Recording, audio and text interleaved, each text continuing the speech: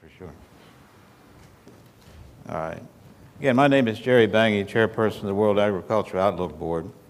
I've got 40 slides here, which I think is PowerPoint is probably the ruination of presentations, but sometimes it's sort of easiest way to explain things. What I'm going to do, some of these slides I'm going to fly through.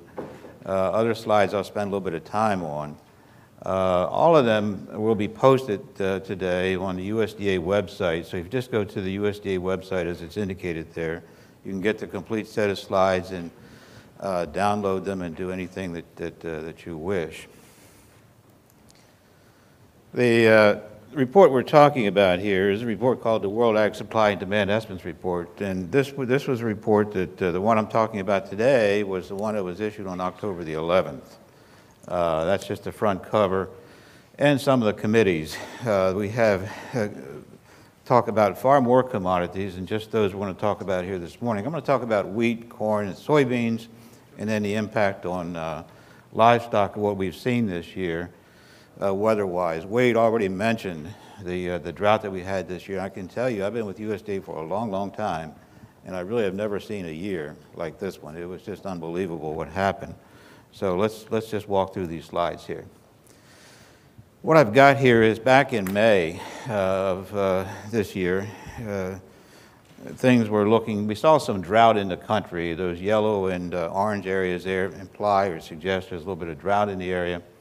And then, which is not unusual, by the way. There's always drought somewhere. I mean, it's not that it's an unusual phenomenon. Typically, it is in that part of the country. I'll say a little bit more about that later relative to the livestock industry. But if you got into June, you can see it was expanding. And get into July, mid-July, it's expanding. And by the time you get to August, you got a real horror show going here with regard to the drought situation. And that had a great impact on the numbers. Now, the reason I talk about May is, during the months of May, June, and July, the World Agriculture Outlook Board, which is a group I'm responsible for, is responsible to estimate corn yields and soybean yields and cotton yields in the U.S. And back then, I'll talk about what we were doing then, but let me just tell you that by the time we got from between May and July and August, the situation had changed very radically. And that's really what I want to talk about here today. Let me dispense with wheat fairly quickly. The reason I'm saying dispense with wheat fairly quickly are there's no real major problems with regard to wheat today worldwide. We did have a rebound in acreage this year. We had record yields, as you'll see here in a moment. Had larger supplies, higher usage, but we did see the prices rise, and that was kind of I have to explain that a little bit when we get to it, but just let me tell you that when corn price goes up, that wheat price can go right up along with it under certain conditions, and it certainly did this time. At the same time, while we didn't have a problem here in the U.S. with regard to wheat, the world does have some issues, particularly EU 27, FSU 12, and I'd also mention Australia recently. They're not having a disaster down there, but their crop could be a little bit better. They are having some dry conditions, which I'll mention in a moment here. 2008, 2009, we had production supported the stocks in the U.S., so stocks pretty much worldwide, I should say. So really, even though we had some production issues globally this year, we still had sufficient stocks, and we have stocks that are fairly adequate. Wheat S&D, that if you pay particular attention to the 12-13 column, which you see there, yields at 46.3 bushels an acre. That is a record yield for the U.S., so we certainly don't have a problem there. The reason the weather did impact it, by the way, is because, as you may know, and I know a lot of people raised their hand, had not been to ag conferences, which suggests to me there's not a lot of, some folks in here are not ag people, but what you have is that the winter wheat comes off fairly early in the year, and the spring wheat area was in a part of the country up in that northwest and northern plains, which is not really hit by drought. So really, it was not really a bad year for wheat. Pretty much, wheat was off or harvested by the time the bad situation set in. So we wound up here with the supply and demand looks somewhat similar to the preceding year, a little bit better supply. Now you'll notice on there more feed and residual. Feed use was up fairly sharply there, up almost 100%. The reason for that was because of the tightness in corn, we'll talk about here in a moment. And we are looking at a average market price there, 765 to 855. If anyone at midpoint of that would turn out to be record high. The previous record was 724 that occurred in 11/12. So we are seeing a record wheat price this year. I'd also mention, I mentioned that the rest of the world was having some difficulties. While we were having our traumatic experience here weather-wise, what you had was a similar thing going on in Europe. Most people didn't talk about it, but there was a strip right through there running from Spain all the way up through Kazakhstan and further west, or further east, I should say, where there was certainly dry conditions. It did impact their production there, particularly countries like Ukraine and Kazakhstan got hit pretty hard. And you may well know, some years those countries have become competitors, and some years they have dreadful weather, and this year they did not have the best weather in the world, that's for sure. They were also plagued by heat, just like we were, just a phenomenal heat situation. It just seems like that situation that existed here just went right on through the European area, and it did have some impact there. Bottom line here was, when you start looking at the numbers, if you look at Ukraine, Kazakhstan, Russia, you'll see their production was down very, very sharply. This is in the 12-13 year, which brought that world number down fairly significantly. So that's something we're looking at. Also, you'll see Australia down at 23 million tons there, down about 22% from the previous year. That's because of some dry conditions they're experiencing now in the west and in the southeast of the country. In Australia, they produce on the west coast and on the east coast.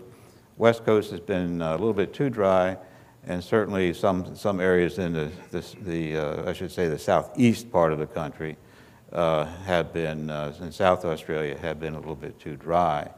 So, you know, we look at this situation. I should mention that this World Ag Supply Demand Estimates report I'm talking about is done every month. About the mid of the month, between the 8th and the 12th, there's published dates on that. And if you're in this business, in any way related to this business at all, being agriculture, you really should have access to have this report. And you can get it, it's free off the internet. There's no charge to it. You'll notice the United States there. The reason it's on, just a word about million tons. I wish metric tons would go away, but they don't. The rest of the world thinks in terms of million metric, either that or bushels would go away.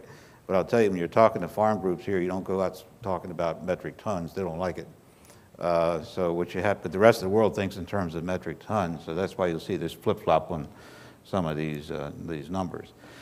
In the world wheat production, we had a situation there where basically I'm going to say here is 3 of the past 5 years where production was either considerably above consumption or right at consumption.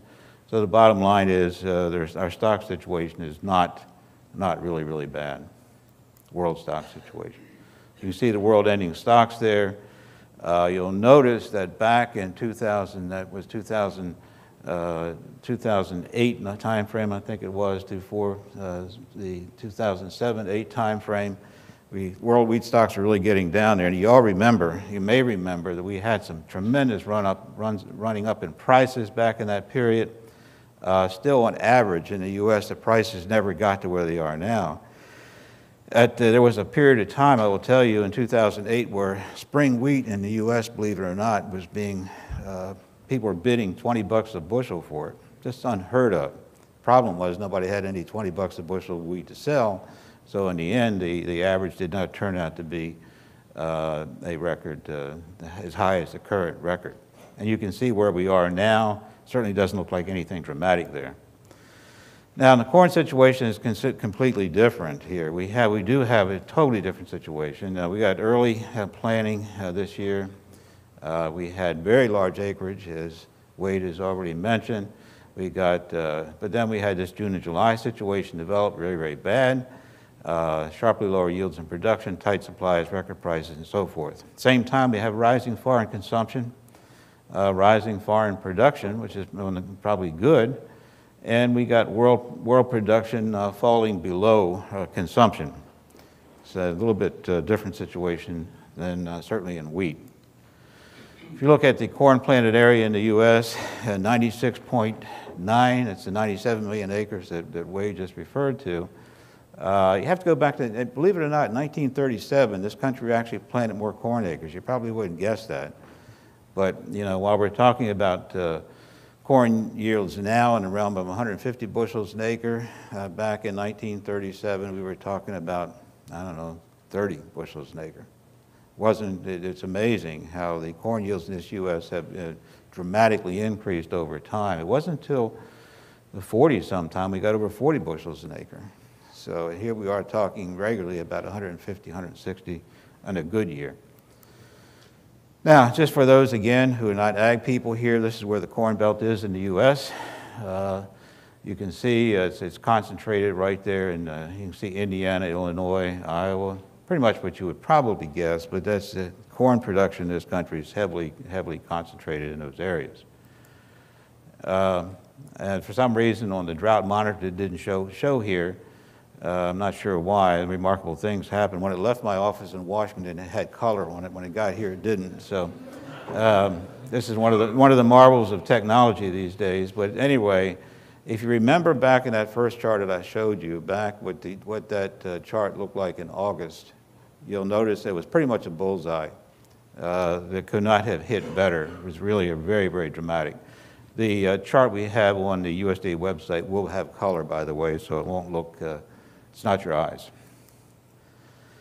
They had at the same time, we had just an inordinate number of days with 100-degree, 95-degree plus temperatures, 100-degree plus temperatures, and some of those you can look and you can see 30 days of 100 degrees plus this year. Well, for an ag perspective, 95 degrees, anything above 95 degrees gets problematic because it has an impact on pollination. What happens is that pollen basically becomes sterilized. It's at about that temperature. So you have less kernels per ear, and you wind up with substantially less production.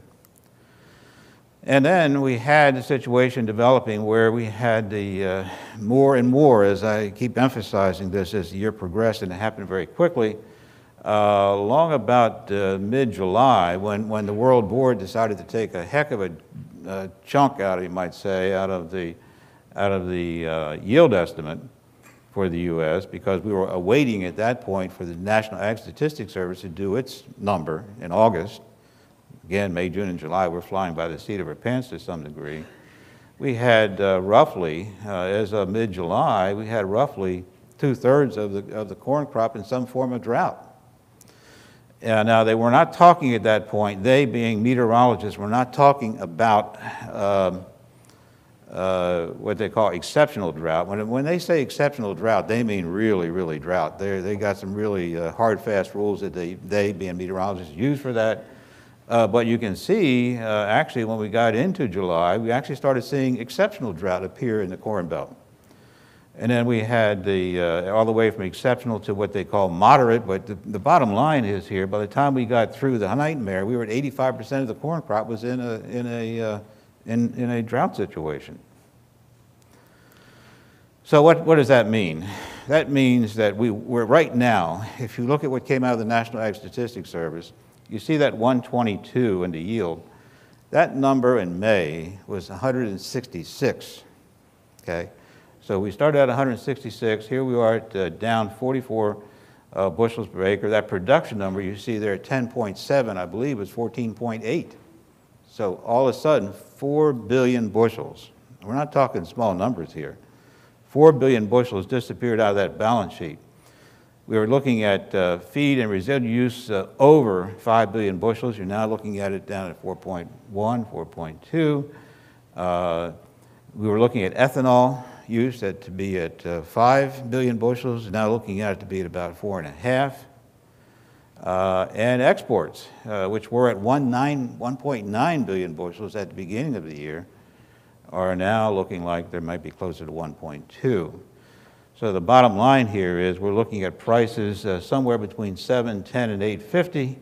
It's a pretty strong price. That'd be what's roughly $7.80 or so at the midpoint.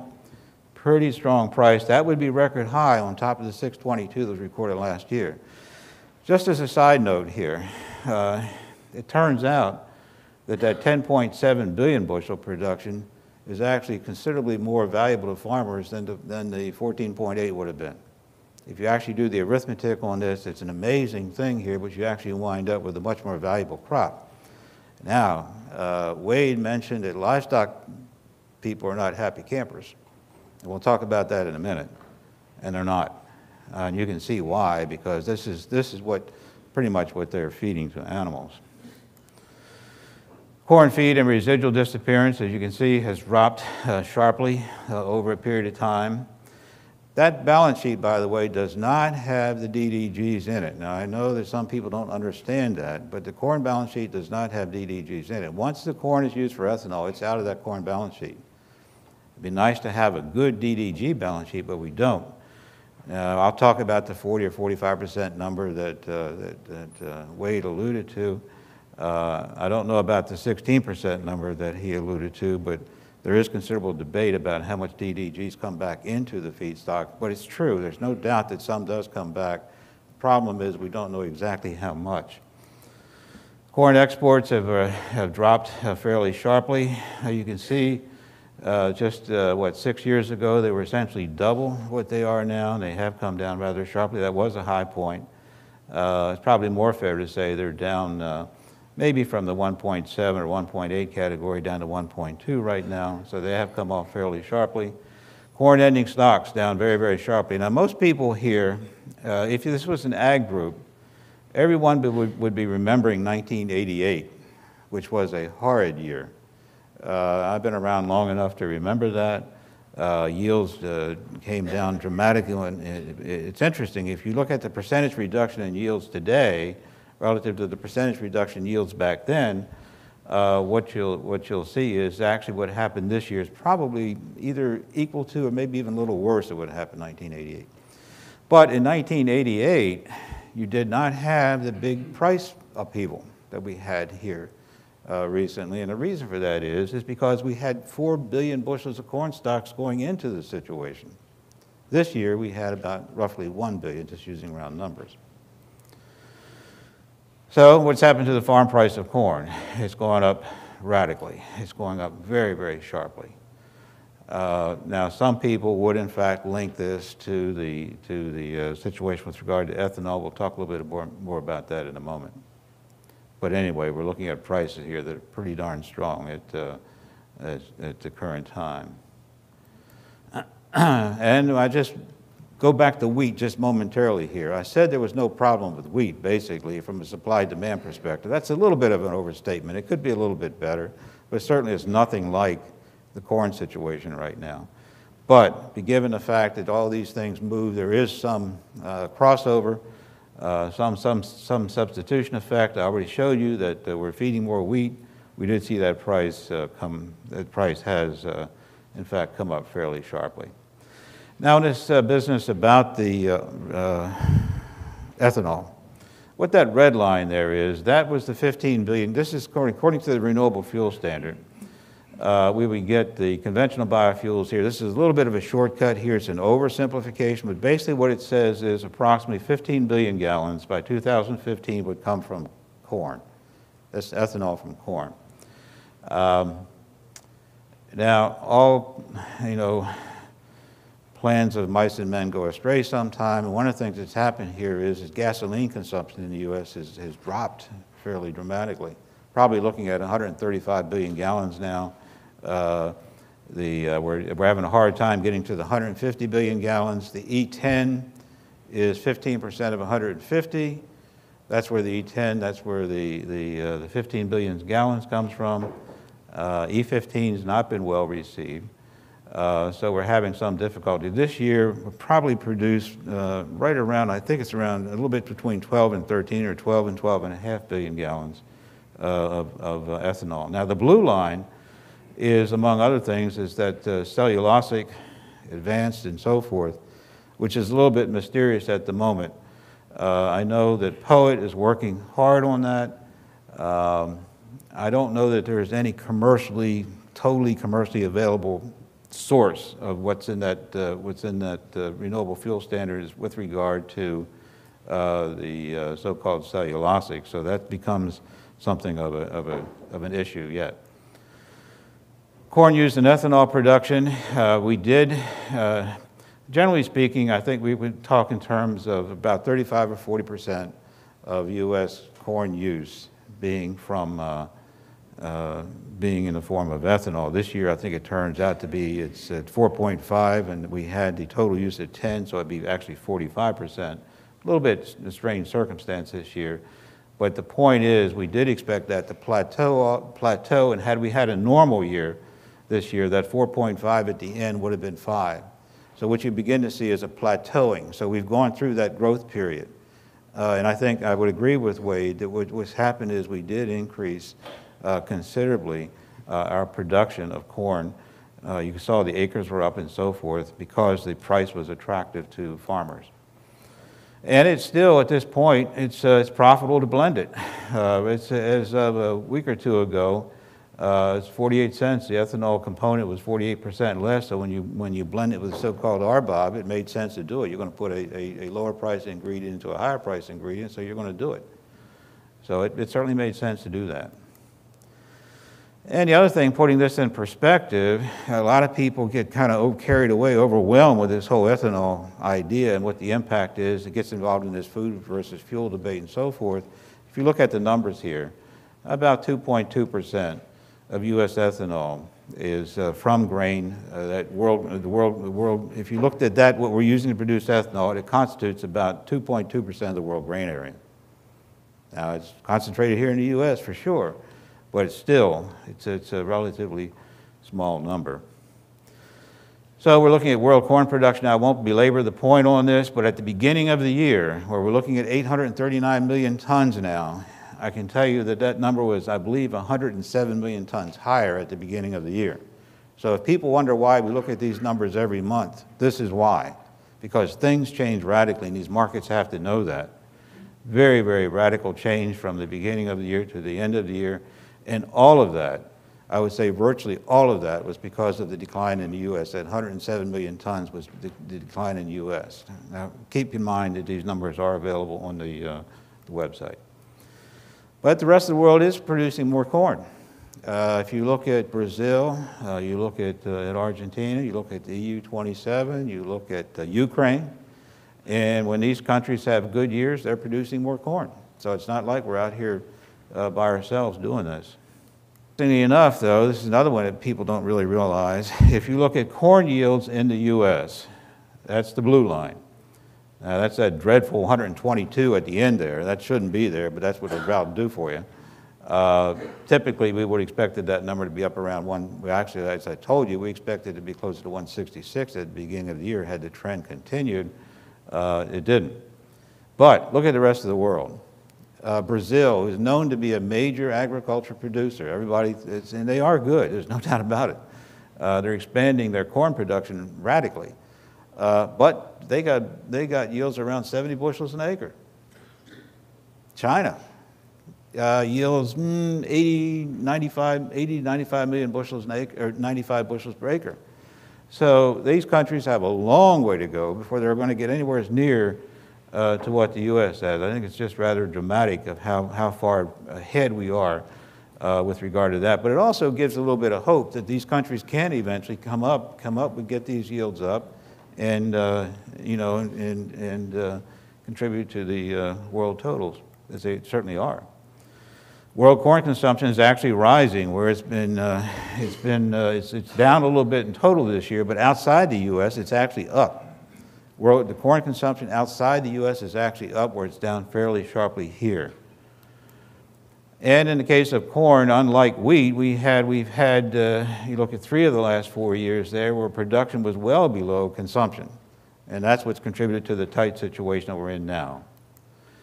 And if you look at it, a lot of people like to look at it this way, where they're thinking in terms of how much stocks do we have in terms of days. Well, you can see the blue line represents wheat. We certainly have had more in terms of a comfort level. But 93 is a heck of a lot better than 50 that we've currently got on corn. So this is the other thing that's contributing to the price situation. Soybeans, let me just say, it was a little bit of a rerun to a degree with regard to corn, but I would add the following: the end of the story is not quite the same. It is in one respect, we have a tight soybean supply, but the yield has not been devastated nearly as hard as the corn yield was, and the reason for that, very simply stated, is corn generally comes along about a month later. Soybeans come along about a month later than corn for biological reasons, and soybeans do react late in the year to any rain it might get. Whereas there comes a time with corn, you can put a fire hose on, it's not going to do any better. But in the case of soybeans, it's a so-called indeterminate crop, and it can keep moving, it can keep improving. And we did have some rain. You might remember there was a period at the when it was too late for corn, but it did help out the soybean yields.